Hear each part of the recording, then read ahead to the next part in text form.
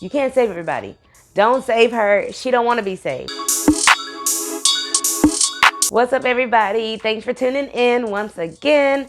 We are on part 4 of our Finding Peace journey. And today is all about accepting the things you cannot change.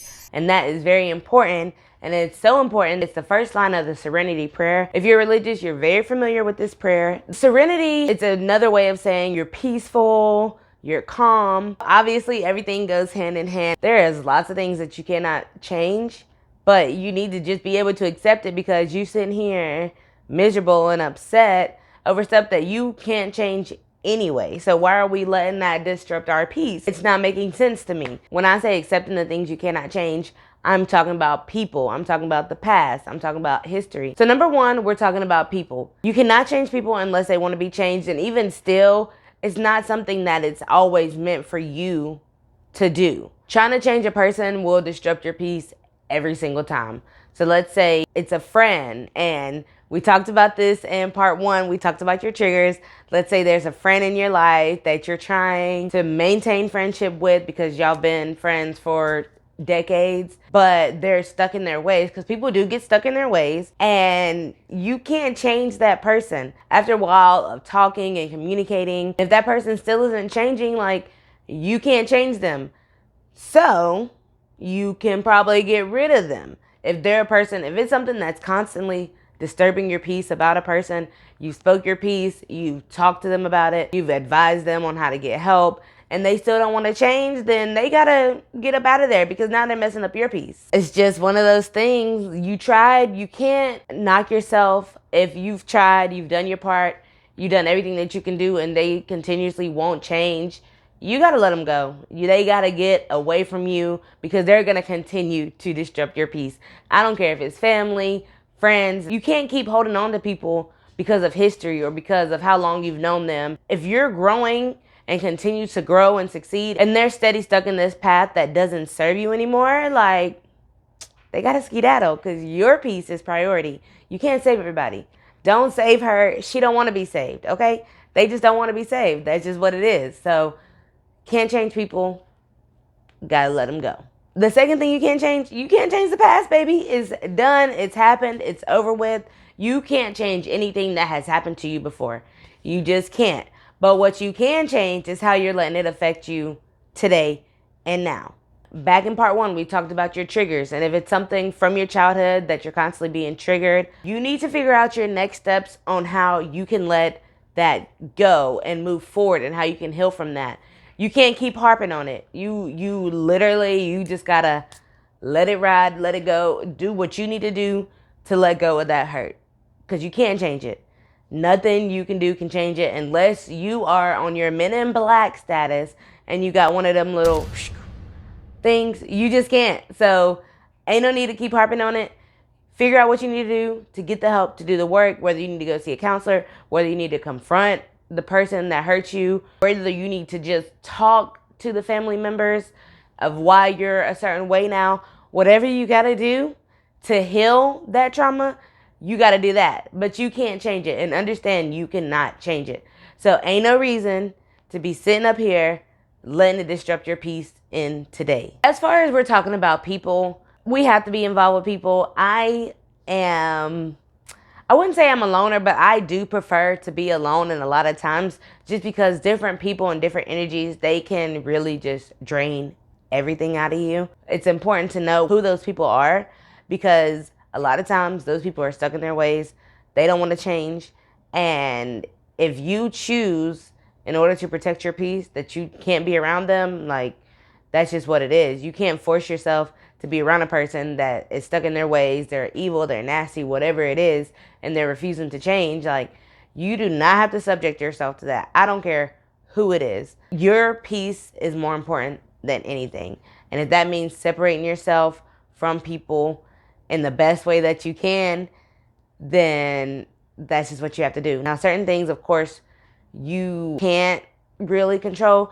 So let's say it's a person you had a kid with, or it's like a mother-in-law that you married into this family. You can't change those type of situations, but you very much cannot be involved in those situations.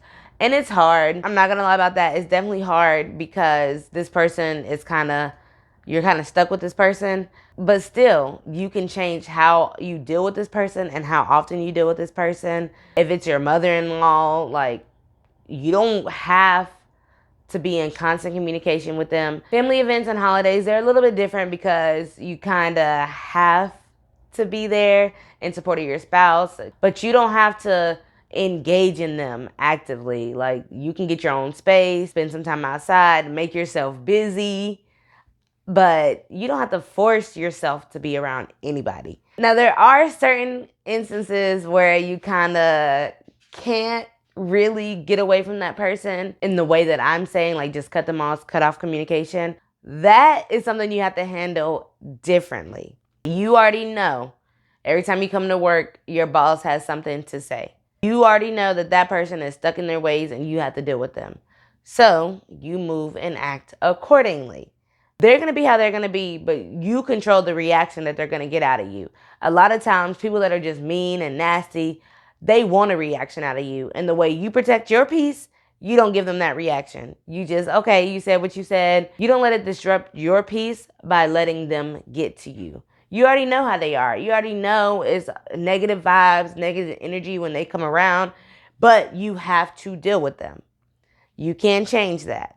But what you can change is how you let them get to you. If it's your boss and they always snapping, like, that's a them problem. That is a them problem, baby. It has nothing to do with you. Whatever's going on in their life, they ain't found their peace. So you don't have to let them disrupt your peace. Of course, you have to deal with them. But what you do, hear what they got to say. You go back, you get back in your zone. You continue to do what you can. Sometimes you just don't mesh with people, and that's fine. Like a mother-in-law and father-in-law, of course, when you get married, you want this loving, big, happy family. You want everybody to be able to come together. And sometimes it just doesn't work like that. And that's okay. Especially if you tried and you try to build a relationship, try to open the lines of communication, figure out what the issue is, and you still don't know, like, that's a them problem.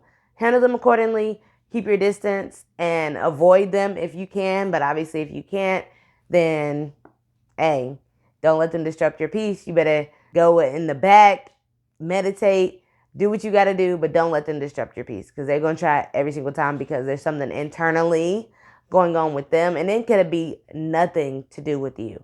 It could be nothing at all. But the thing is, you can't change that. So what you do, you accept it, you keep pushing forward and let them do them. Same thing like co-parenting. Let's say you and your co-parent, y'all don't get along at all. You can't control who you had a kid with. And it's one of those things, you got to figure it out. You really have to take yourself out of situations. You cannot change who you had a child with. You can't change that. You can't go back in time and reverse that. You just can't. I see people all the time blasting their child's father on Facebook about they don't do this, this, and that. You can't change that. They ain't been doing it. Blasting them on Facebook ain't going to make them do it. You cannot change it because if a person wanted to do something, they would figure it out. You can't change it. So you got to continue to do what you have to do for your kid so that way they don't miss out. And I know it's hard, but you're also disrupting your peace and your inner peace, worried about what this person is doing and what they're not doing. Nobody can force a person to do anything. And that's just what it is. So you got to let that hurt go. You got to let that frustration go. And you got to live for your kid. You can't hold on to what they're doing. If it's people that you can get away from them. If it's stuff that happened to you in your past, go talk to somebody, baby. Please. Everybody needs therapy. Ain't nothing wrong with therapy. Go talk to somebody. Confront that person. Let the family members that need to know. And for the people that you can't X out of your life, move accordingly with them and understand that a lot of times it has nothing to do with you. It's something that they're struggling with, but that's not your struggle.